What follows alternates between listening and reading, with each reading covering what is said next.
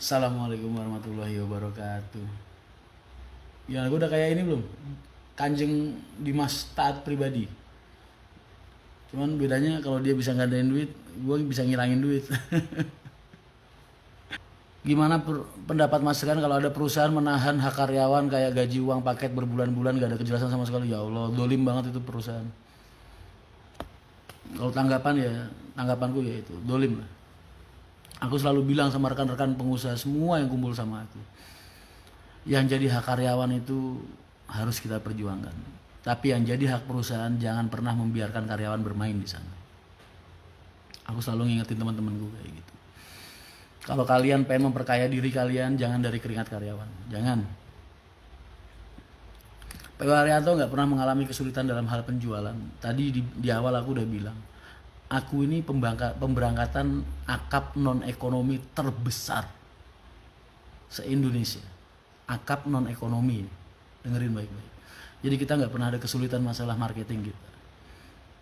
Insya Allah Haryanto itu udah cara orang branding itu udah di 4.0 lah. Pemberangkatan kita satu hari berkisar 150 sampai 160 armada per hari dengan tingkat okupansi 80-70%. Jadi udah luar biasa banget. Jadi kalau pengen belajar atau bertanya tentang hal itu kalau pas ketemu aja. Paket 100% buat kru.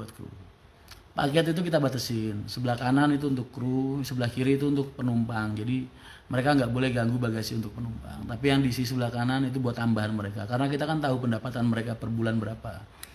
Mereka jalan 1 PP berapa. Jadi makanya itu loh yang kadang pengusaha-pengusaha itu nggak berpikir gitu. Aku kalau nerima karyawan, pendapatan mereka per bulan itu tak kalkulasi. Kira-kira cukup nggak buat ngasih makan anak sama istrinya? Kalau nggak cukup, aku cariin mereka tambahan gimana caranya supaya mereka kecukupan gitu. Aku nggak pengen mereka hidup lebih, enggak, hidup mewah enggak. Aku cuma pengen mereka cukup, udah. Jadi kalau kamu pengen punya perusahaan yang sejahtera, sejahterakan dulu karyawan kamu. Nggak mungkin ada perusahaan yang sukses, sejahtera. Kalau karyawannya nggak sejahtera, itu nggak mungkin ada. Tuh. Banyak PO yang melayani hanya sebatas SOP dan takut hukuman. Beda sama PO Haryanto yang krunya bisa ikhlas melayani. Makanya aku sering bilang, semua pengusaha itu mulutnya manis. Mereka bilang karyawan itu keluarga, bagian dari keluarga. Sekarang pertanyaanku tuh bukan itu. Pertanyaanku satu, karyawan dia, nganggap dia keluarga apa enggak? Tuh, karena itu final goalnya. Mas Rian misal di PO Haryanto salah satu kru ada laka, apakah kru yang kena langsung? Nggak ada. Di Haryanto kan nggak ada klaim. Supir nabrak habis 300 juta, 200 juta. Nggak ada klaim di Haryanto itu. Kenapa harus dikeluarin? Kan musibah. Kalau bentuknya musibah kecuali kalau mereka kecelakaannya karena mabuk atau karena udah berkali-kali titis ibaratnya. Mungkin ada SP lah. Mabuk keluarin langsung. Tapi kalau langsung dikeluarin ya enggak. Ingat nih kalian-kalian yang pengusaha walaupun punya warung apa mungkin restoran atau mungkin apa. Ketika kalian menerima karyawan, berarti sejak saat itu juga kesejahteraan mereka itu jadi tanggung jawab kalian. Jadi jangan berpikir keringat mereka untuk kalian, jangan.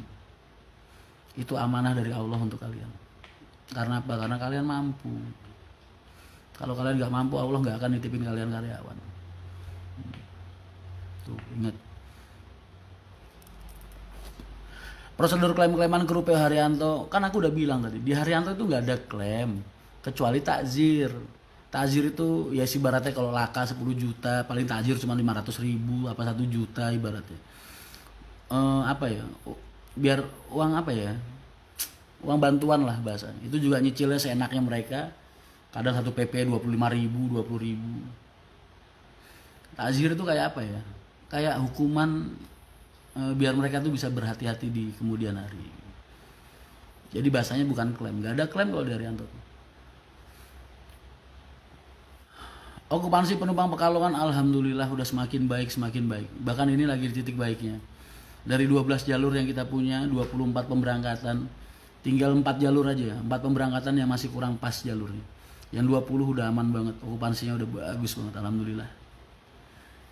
Duh, liatin. Aku jualan 40.000 lebih mahal dari PO-PO lain. Masih laku. Itu kan bukti bahwa penumpang sekarang itu membutuhkan pelayanan dengan baik, ya kan? Nggak cuma pengen harga murah, enggak. Jangan mikir penumpang sukanya murah, ya ada yang kayak gitu.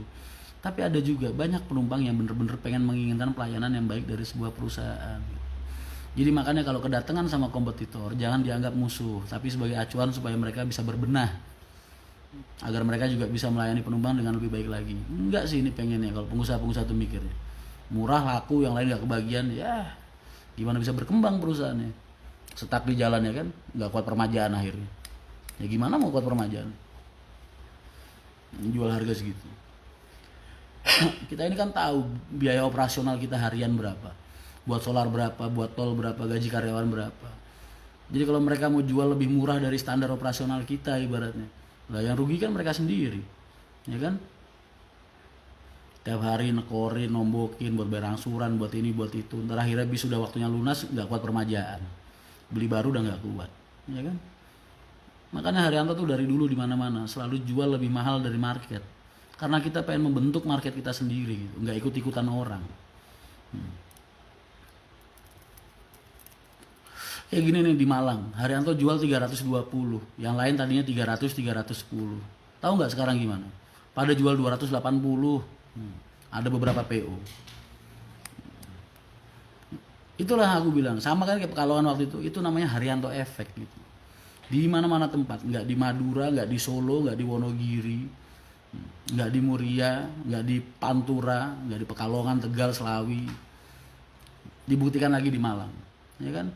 Itu namanya Haryanto Efek. Di mana ada Haryanto baru, pasti yang lainnya langsung hancurin harga. Takut nggak laku, nggak tahu kenapa.